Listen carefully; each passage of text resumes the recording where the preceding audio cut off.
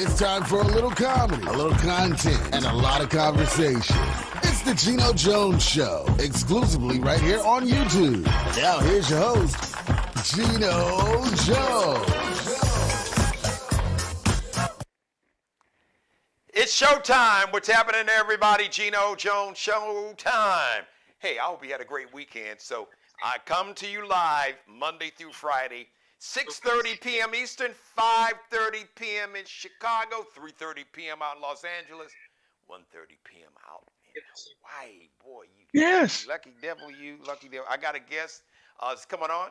I'm going to tell you who that is. You probably heard him in the background. He didn't know that his audio, his mic is hot. So we'll have him up on camera in a few minutes. So it was a big weekend. A lot of sports going on. The National Football League is... So this is like five games. So more than so you got to do the math. You got 17 games in a regular season. Before it was 16 games. Now it's 17 games in a regular season. So 4 times 4 is 16, roughly. So like a fourth of it, and so this is like the 5th game. So about a fourth of the season has taken place. We got one undefeated team. We're going to get into that a little later. All right. As a matter of fact, my guest C is on. He is the official sports contributor to the Geno Jones Show. He played football. He coaches football. He trains all type of athletes, and we're going to have some fun. So let's talk about what happened. What else happened over the weekend? So in case you hadn't heard, the MAGA cult. There is no more Republican Party. So let's just be clear. Let's just kind of just dispel all the myths out there. This whole thing about the Republican Party. There is, like I've told you before, there is no more Republican Party. There's not. It's a cult. It's the MAGA cult. And this cult, they are open and bold with their racism. I mean, they got their chest stuck out. And they're saying like the quiet part that used to say behind closed doors. Man, they're stepping in front of cameras and microphones, and they're yelling it out and screaming it. Example A. Over the weekend at one of the Klan rallies that disguise themselves as a Trump, or as I call him, Orange Hitler rally, a guy named Tommy Tuberville. So Tommy Tuberville, for nearly 30 years, was the head football coach at Auburn University, which is in Auburn, Alabama. It's like the southern part of Alabama. So in the state of Alabama, they don't have a professional football. Technically, they don't have a professional football team. There's no National Football League franchise in the state of Alabama. But in essence, they have 2, what the people in that state consider pro football teams. The University of Alabama, Roll Tide as they call it, and Auburn University, War Eagle. And every year, those schools turn out anywhere from 7 to 15, maybe between the 2 of them, maybe as many as 20 players that go to the NFL each year. They wind up getting drafted or like undrafted guys that wind up making the team. So Tommy Tuberville, a man who made millions of dollars off the blood, sweat, and talent of so many talented black football players that went to Auburn University the entire time he was head coaching. Boy, if his players really knew what he thought about them and how he felt about them, what he really thought, well, this weekend, listen, he just took the hood and the sheet. As a matter of fact, next time, Tommy, why don't you just keep the hood and the sheets on? But it's like he took the hood and the sheet off, put a suit on, and he just went straight MAGA, neo-Nazi, Ku Klux Klan, Grand Wizard. So he said that, I'm quoting here, Democrats want crime, and they, now, let me be clear. The word they, the only thing that he didn't say was the N-word. And he might as well said it. But I guess he just, for whatever reason, he might as well have went that far. But he didn't go quite that far. So he replaced the word, the N-word, with they. So Democrats want crime, and they want to take over what you got. Talking to a virtually all-white MAGA cult meeting in Alabama. Once again, I'm quoting Mr. Senator. He's a United States Senator that says, Democrats want crime, and they want to take over what you've got, and they want control of what you have, and they think that people that do crime are owed. Let me get it right. Democrats, they want crime, and they want to take over what you've got. They want to control what you have. They want, wait for it, reparations. Let me translate what that word means to all the racists out there. Reparations is that them Negroes want to take your money. They want a handout. They're lazy and shiftless. Not to mention that, remember, slavery, the white folks didn't do any work. It was the black people who were enslaved that did all the back-breaking work while the lazy-ass masters sat up in the damn cool house drinking mint juleps and sneaking down in the slave quarters, raping the slaves. We just gonna tell it like it is. So Senator Tommy Tuberville of Alabama says that the Democrats want crime, and they want what you've got, good white people, and they want to control what you have, good white people. They want reparations. That's right. They want you to give them some money because they feel you owe them something. And then he said, because they think the people that do the crime are owed that. Then he said, bullshit. That's bullshit. Got a standing ovation. Like I said, Senator Tuberville, just put on your hood and your white sheet the next time you speak in public. So Tommy, I'm gonna just hit you and everybody else that's watching. So let's talk about this whole thing about crime in America. Because every election year, that's one of the ways that racists like to scare other racist white people, especially white women. Oh my God, crime. And then they'll say Chicago and Atlanta and New York and New Jersey, Newark. Crime in Los Angeles. Crime. Crime's out of control. Translation, the Negroes, or the N-words, as they would say, the N-words are out of control, and they're going to rape and pillage, and they're going to terrorize and rob you and carjack you and rape your women and break into your homes. That's been the racist narrative for over 50 years. A guy named Lee Atwater came up with this idea. They called it the Southern Strategy. So you make, especially Southern white people, especially poor and working class Southern white people, fear black people and make those poor and working class Southern white people think the reason that they haven't gotten a raise in 40 years and why their jobs and their plants were closed down and shipped to Central America or Southeast Asia is because of some black person or some brown person or these immigrants. They forget that all these Southerners, their ancestors were immigrants. This is not their home. They came from Europe. And the really tragic, funny irony is these same Southern immigrants that have either German or Italian or Irish or Polish heritage, when their ancestors first got to America, they weren't considered white. They were considered the N-words. Oh yeah, do your homework. When the Irish first got here, they were considered the N-words. And there's some slurs. They're Irish slurs that are basically the N-word for Irish people. Same for Italians. Same for Germans. Same for Jews. Same those for Poland, China.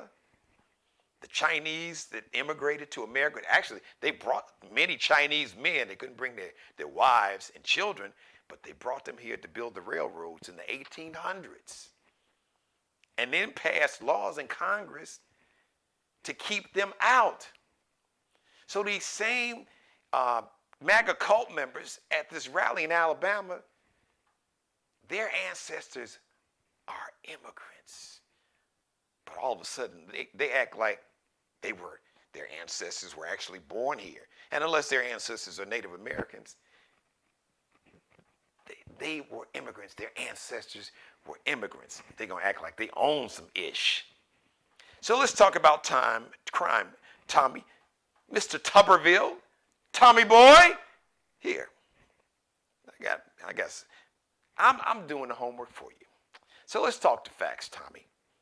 Here are the facts. The 5 states that have the highest murder rates in America, guess where they are? In the South. Mississippi, Louisiana, Kentucky, Alabama. Senator Tuberville, your state that you represent in Louisiana, those 5 states have the highest murder rates in America.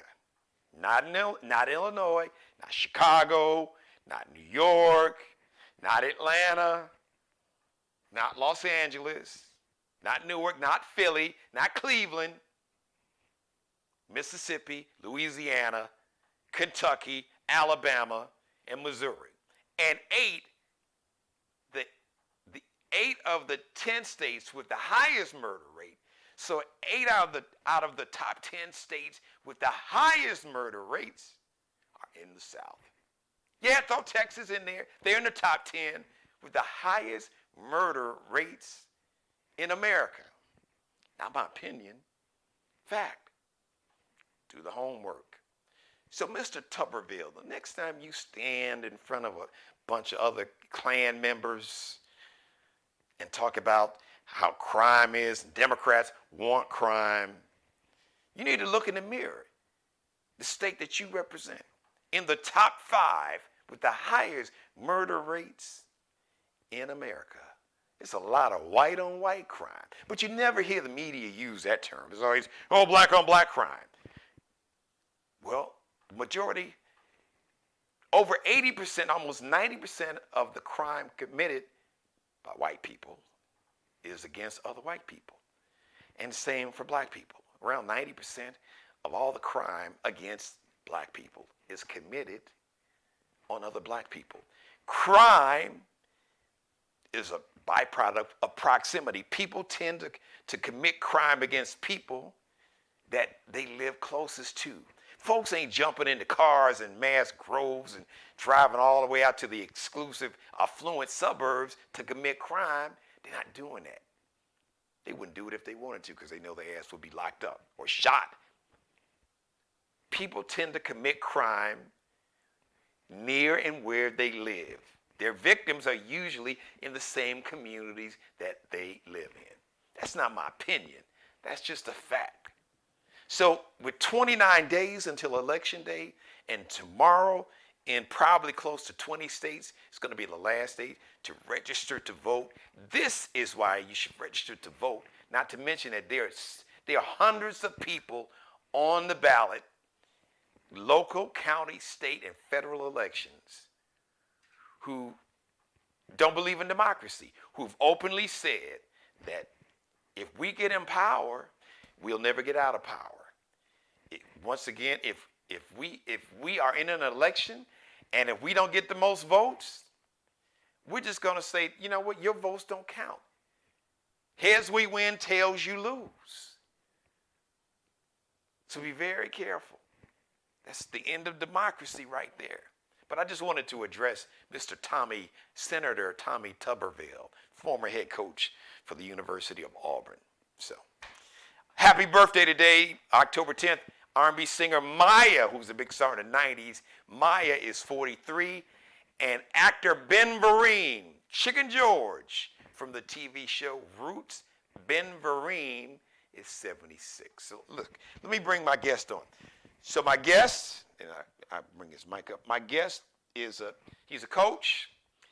He played Division I football. He played, I believe it was either Arena League. So they had like a pro league, not an NFL league, but it was like an arena league or indoor football league. He played in that league. He coaches now. He also trains athletes, high school, college athletes. He's worked with some pro athletes. And he is new to the Geno show, but he is new, but he's not new. So This is the first time you will see him on camera, new to the Geno Jones show. And the Geno Jones official, our sports aficionado, let me bring him on camera. He's repping his Minnesota Yes, Vikings, sir. who are he got his throwback Randy. Look like he got Randy his throwback Mouse. Randy Randy Moss Mouse. jersey, Yeah. 84. Ladies and Yes, gentlemen, let me sir. welcome Chris Matthews to the show. What's happening, Chris? What's up, my brother? Thanks for having me on the show today with you. Well, your Vikings looking pretty good there, fella. I'm looking a little good, man. Like, look, when you win the conference, we ahead the conference right now. You can wear your jerseys. We ain't did it in a while, so you got to keep that Chicago jersey back in your closet. It ain't been out in a while since 85 or 92, Well, something like they that. did go to the Super Bowl in like '07 and Yeah, lost, so people yo forget seven, that. yeah, So, yeah. so, That's uh, cool. so listen, it was a big weekend, so I'm just gonna let you take it. But I just want to give you an opportunity. You heard the story about, since we're talking about sports, the former head coach of Auburn University, Tommy Tuberville, and I don't know if you heard the remarks he made over the weekend, which is just ironic for this dude to just, you know, I'm sure that he didn't all of a sudden just kind of become racist. I'm sure that he's held these same feelings. He coached Auburn for nearly 30 years. But you never heard him talk All right, about that when he was recruiting all these brothers to come play all football right. for him that helped him make millions of dollars. So I just wanted, if you wanted to respond, if you had any comments you wanted to add to that story, because I just think it's Wait, hypocrisy. And let me just say this. So, to all the black men and women who have sons that are thinking about going to these schools, mhm. especially like Auburn, you need to think about it. Gotta You know, watch out. Yeah, you got, because remember, these schools in the SEC, they don't. As a matter of fact, the only reason that Alabama ever recruited black folks was because the University of Southern California beat their ass yep, so bad in the late '60s.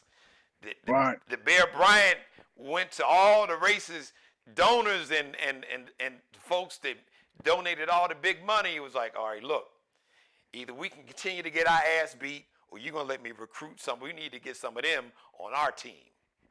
Right, right. You know what? You spoke well. Hey, you definitely got a point about that. Like this didn't happen in the SEC conference, we call it, because as you know, in the Southeast, where you can say from Virginia on down, it's considered the South. But football is like a religion in the South. Yes.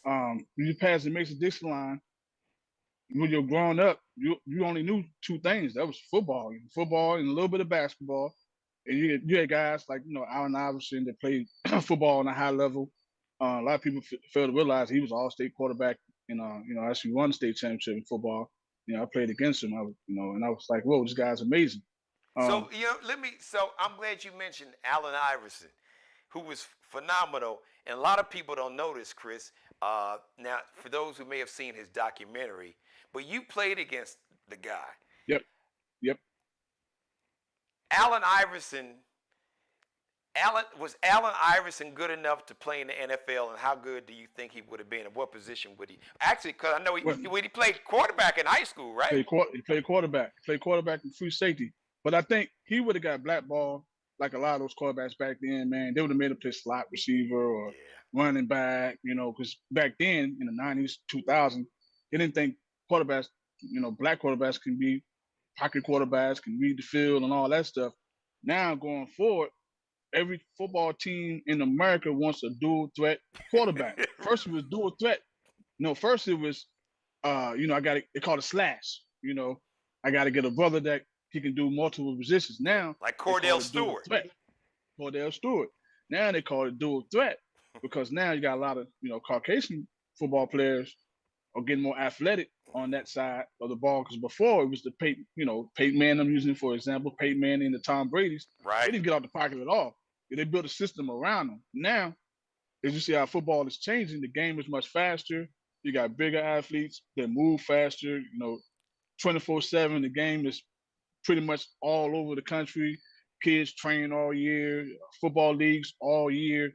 So it's totally different. So so much more opportunity for black quarterbacks, especially young quarterbacks, to learn the position, learn the game, and be perfected at it. And also, coaches are getting them. If you want to win, you want to keep your job, you got to win. It ain't means necessary. If you got to put a little Johnny back there, a little Johnny can be 6'2" and 190 pounds, but he can run a 4.4, 4.3.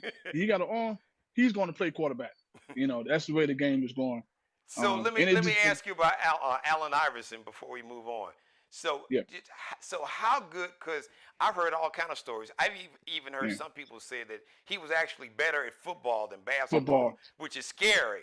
So when you played man, against him and you seen him play basketball. You played against him in man. high school playing football. So was he better This, at this football than guy, this basketball? guy was, this guy, and Mike Vick could tell you, all them other guys in VA would tell you, Monte Curry and all those guys tell you, we ain't calling out, we call him Bubba Chuck. He was a different guy. When your team is warming up and stretching, and you come up the locker room by yourself, that's when you know you're different. He was just a different animal, Gino. He was different, man. And the whole stuff that happened, the fight in the bowling alley and Yeah. all that stuff, you know, it didn't. I think it happened. It was a bad thing that happened to him, but it was a good thing also. But he was able to really focus on one sport. Yeah. Uh, the world wasn't ready for a kid like Allen Iverson at that time. They weren't ready for it, man. Um, right now, you got Well, let me Server. ask you something. Let me ask you something. If you could compare him to a football player, present day, or maybe somebody that did wind up going in the league, who did he remind you? What made him so special as a football Whew, player? man, the way he dominated the field by himself. Charlie Ward did it. That's the only guy I know that did basketball and football at a Right. high level. Charlie Ward did it. People fail to realize Charlie Ward, he had a sensational season when he was with Florida State, He won did. national championship and all that. They forget about him because he got drafted by my team late, and they decided to go play basketball because they didn't want to, they didn't want to bother at the quarterback position. It Yeah. was what it was. I don't see no comparison, man, because you can say the Michael Vick, but Michael Vick is, he was like a running back with a cannon arm. They ran the 4.2. But Iverson played punt return. He played kickoff return. He played quarterback. He played free safety. It was different, man. And Wow. I don't think we'll never see a guy like that ever again, man. Because now the game is all specialized on Yeah. one position. These coaches don't want to, even from the Pop 1 level, these coaches don't want to teach the position, the games anymore. They want instant gratification of winning. Um, and so if your kid is good enough to play both sides of the ball, if he's good enough to play multiple positions, nah, they're rather him play that one spot and they'll load up on those other positions they need because they don't believe now like I say, they have guys training in one position now, which I hate it because I tell kids all the time. I train high school kids, middle school, and some college kids too. I say, look, play multiple positions. Be an athlete. Don't be a one position guy. Yeah.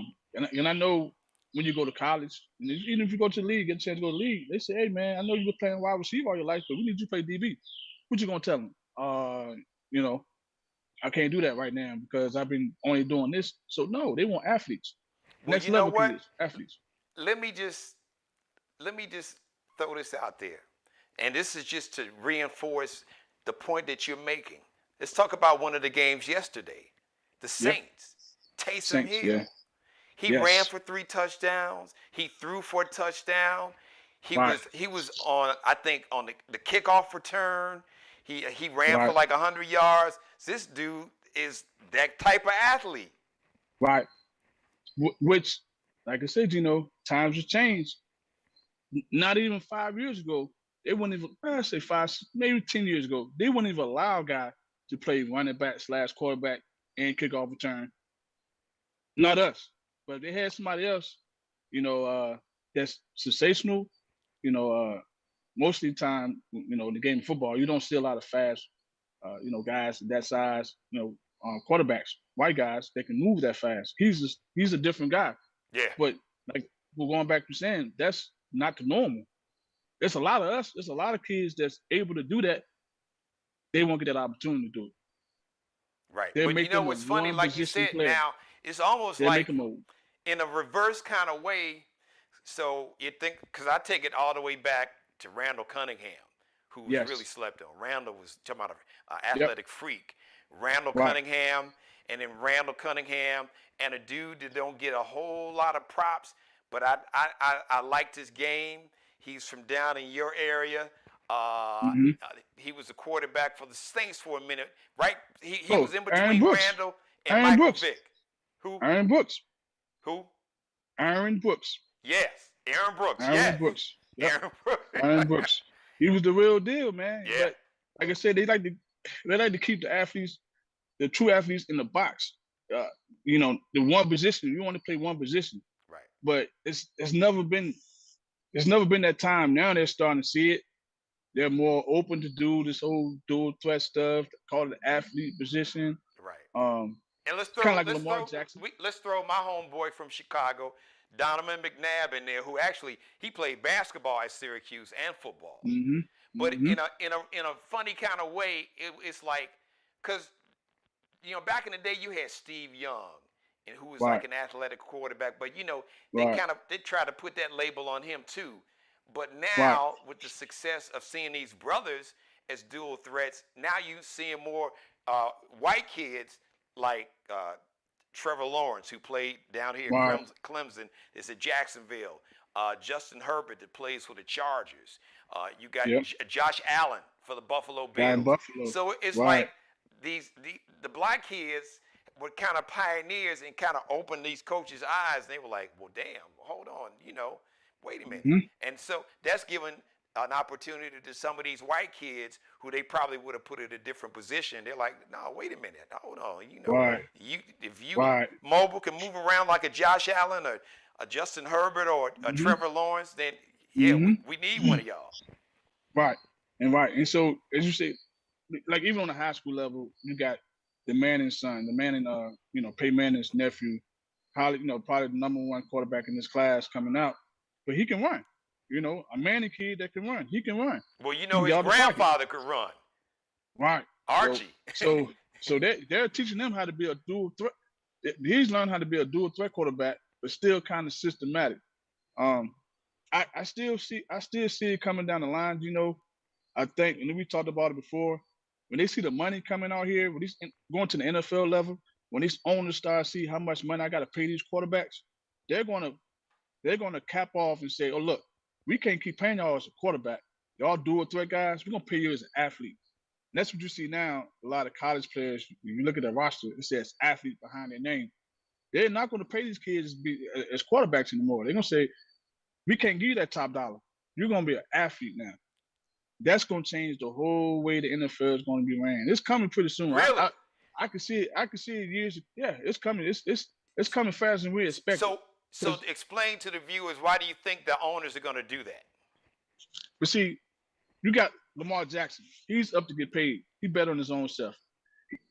If y'all been following football and the money he's supposed to make based on his guaranteed contracts, the quarterback is probably the only position in the NFL where gets a lot of guaranteed contract money. Yes. At the highest level, the most of the most. When Lamar is going to break, he's going to break the bank. Anybody else come behind him, going to break the bank. Eventually, the owner's going to get smart and say, look, we got these college athletes coming out, quarterbacks that's dual threats. Why are we paying them to be a quarterback? We just pay them to say they're an athlete. We pay them the athlete money. That's going to cut the whole salary cap back down. Because at the end of the day, it's all about money. They want to save money. Yeah. Of course, they're in the business of making money and saving money. But now, since the bar's so high, we're paying these quarterbacks guaranteed salaries. They got to stop it. Because if not, it's going to get more. It's going to get worse and worse. And you still got to pay these guys to be dual threats. They're going to label them as athletes. They're doing it in high school already. Quarterbacks coming out, there's dual threat guys. They call them athletes now. Wow. Yeah, Wow. so it's changing, man. I'm ready to see it. It ain't like the NFL don't have the money, because every owner in the NFL is a billionaire. So they got the money. It's sad. They're a billionaire, and all these guys don't make no money from it at all. The NIL deals is, it's about to go crazy in a couple more years. As you notice, Texas about to join the SEC, and the big boys coming because they got the big check. Tennessee just gave his kids millions of dollars for NIL deals, for name, like, and image. And explain soon that you're going to people that's watching that may not be, as astute sports aficionados as you and I are. Explain to a parent that's watching what is an NIL deal for a kid coming out of high school going to college. So now what we call it getting that bag back in the day, where your alumni would give you a check, hey Chris, you had a good game, or give you a couple $100 in the pocket, whatever. That's against NCAA rules. Now you can have alumni give you a $2 million check, say, hey, Geno Jones show is going to sponsor this kid, such and such kid. We're going to sponsor him a $1 million deal. The time he's at that college, he can go to what college he go to. We're going to sponsor him. Now the kids can make money off their name. Like, I remember it was a time where Michael Vick was the #1 selling jersey in the country, but he couldn't make no money off of it. Yeah. If he went in the student store and he bought a jersey and tried to sell it, they'll put the team on academic on football probation because he can't make money for himself and his family. Now the kids are coming out, they can make money. And to be honest, football is the #1 money-driven sport in college football, high school football. No doubt. Man, and so you're making that kind of money, why not? Get ready, cut everybody a check. Cut everybody a check. That's how I look at it. They're still going through the same process. And that's been the big hypocrisy for years, especially major college football and basketball. There have been lawsuits, coaches get shoe deals. They're making $10 million in TV contracts, and the players you can't even buy them a pair of shoes or a meal or something like that, a TV. They lose their eligibility. So let's talk about the NFL before I run out of time. It was a big weekend. I guess week 5. So we got one undefeated team, the Eagles, up in Philly. The folks in Philly, fly, Eagles, fly. Them Cowboy fans are going crazy. They're delusional. But they do have they got a solid defense. And the Cowboys and the Eagles play in Philly next Sunday. But what was your biggest take, your biggest story? Because there was a lot that happened yesterday from a referee who needs his bank account checked to see if he got a paycheck or some money wire from Tom Brady's bank account. Then we had a Sunday night game that was pretty exciting, and some other games. So what was your biggest storylines from yesterday? Let's start off with the Cowgirls first. Hey man, the I don't want to say this, but the Cowgirls they might do some damage, man. Yeah. If they can stay healthy, they might do some damage. My question is, how are they going to treat Dak Prescott when he come back off their injury? Are they gonna continue to let him rehab and take his time to come back, or are they gonna say, look, I paid you all this money, I need you to be able to perform on a high level, and that it is what it is. It don't matter if you win or not. I need you on that field. That might be the situation. Cowboys might shoot themselves in the foot if they force him back too fast. He ain't ready. Well, I say stay with the backup. Cooper Rush is playing so good. I say stay with the high hand. Stay with the high hand. Yeah, use him for reserve. If you need to put him in, he's ready to go. Cowboys dangerous, man. They dangerous, man. They're young. They play man-to-man defense. They play man-to-man defense. Now they get to the quarterback with 4 people without blitzing. That's very rare in the NFL. In the NFL game, it's catered to the quarterback. So if you got a D-line that can get to the quarterback, you can cause trouble. And then talk about that other game. That guy Tom Brady. He got I call it the Michael Jordan rule. He got the Tom Brady rule. You can't touch him. You can't touch him, man. That's sad. I hate to see that in football. And those guys, you pretty much that game can come back and hunt. Could come back and hunt that team later on down the line. Especially if it's a tight playoff race. That one specific call, a man get tackled, a normal tackle that we teach guys how to do at the Pop Warner age, and he get flagged for it. Like, what are we doing, America? What are we doing in NFL? Right. And so owners need to stop. For those who may not be the biggest football fans, so the way the NFL protects the quarterbacks, because that's the glamour position and all that. So you can't hit a quarterback from the neck up. You can't hit him around his knees. Basically, the only place you can hit him is from here to the waist, to your belt line. Right. So Grady Jarrett, one of the players on the Falcons, this was 3rd down. So the Falcons got Tampa Bay off the field. He tackled Tom Brady, and basically he rolled over and pulled Brady down on him and then threw Brady to the side. Because Tom Brady tried to kick him. So explain this to me, Chris, because you played defense. I know you played on both sides. You played a linebacker. So if you a defensive coordinator or a head coach, so what do you teach a defensive player? How do you tackle a quarterback that's running away from you like that? What do you do?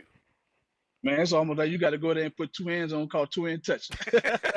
Because you can't hit the quarterbacks no more, especially if you're Tom Brady. He is the NFL, so I just hate it when down like that. Yeah. It's hard to tell the defensive guy when they finally get a chance to get to the quarterback. Hey, you gotta slow down and make sure you tackle him, but don't tackle him too hard. What? Is this tennis or what are we doing? So but like I say, man, it's about the money, and of course, everybody know that was a bad call. I mean, yeah, it was crazy. Yeah. So we got about a minute and a half. So I'm gonna just do rapid fire. Tonight, Kansas City at home. The Chiefs are playing the Las Vegas Raiders because they didn't Right. Oakland, LA. They've been all over California. Now they're in Las Vegas. So who you picking in tonight's game and why? Man, I got the Chiefs by 20. Chiefs by 20. 20? By 20. I ain't stuck. By 20. Hey, Vegas don't have them by that much, do they? But Monday night, they got shines on Monday Night Football. Yeah, that guy, he is set for the. They're gonna let the wheels loose on this tonight. You might see him throw 400 yards, man. He might throw the ball 40 times. Right, they got a good running game. Kansas City's really quiet. They got a good running game. Yeah, Nobody talking about. Yeah. They got a real good running game, and them D-line is getting to the quarterback. And Mahomes can put up 20 points by himself. Yeah. You can't stop the offense. And what I noticed, to me, I want to get your take. It's in a way, it's funny, not funny, humorous, but ironic to me. To me, Patrick Mahomes has become an even better quarterback without Tyreek Hill. Because now he's got to really, look for like a whole bunch of different dudes. Before he would just look for Tyreek, go deep, or his tight end. But now, he's got to. You don't know who's going to get the ball. He's spreading the ball around now. They're really a total team offense, man. They're dangerous, man. These guys get hot. They can almost go 10-0, man, from right now. You're not going to stop the offense because the game is catered to the wide receivers and the quarterback. You can't hit nobody no more. You can't, it's an autobahn run across the middle. So the wide receivers don't get touched. I'm talking football terms now. The wide receivers don't get touched in the middle of the field. So, you got a quarterback like Mahomes who can throw the ball sidearm and all kind of ways. Behind his back. It's hard to stop. Yeah, behind his back. It's like cheating, man. So they're going to be tough, man. They're going to be tough. So we got about 60 seconds left. So we talking about the Kansas City Chiefs, but Buffalo looks scary. Who's the best team in the AFC? I'm gonna go with Lamar Jackson. I got Baltimore. Baltimore. I got Ashton Jackson. Okay. Hey, I'm gonna ride with Baltimore. They're gonna be that sleeper team in the wild card. They're gonna run through the AFC because he's a different maker. Nobody in the NFL got a quarterback like him. So it looks like the NFC East is the NFC beast now. The best division in the NFC. Now, 49er fans will argue with that, and I know you Viking fans may argue. Yeah. So who's the best team in the NFC and why? Well, I got to go with the Vikings, because right now we hot. Okay. I mean, we winning close games. Let's take the Vikings. That's like your son. Let's take your children out. My son, okay. Outside the Vikings, if I had a stepchild, I hate to say this, it would be the Cowboys. Really? Better than the Eagles? It would be the Cowboys. Better than the Eagles? It would be the Cowboys. Eagles young. They're young on the offensive side. I don't think they know what it takes. They get beat a few times. I don't know if they can recover. The Cowboys been tested. You know what I'm saying? And that defense, man. See, now, to me, defense is not like I want to get your take real quick before I have to let you run. To me, man for man, 53-man roster. To me, the Eagles have the most talent on any roster in the NFC. They do.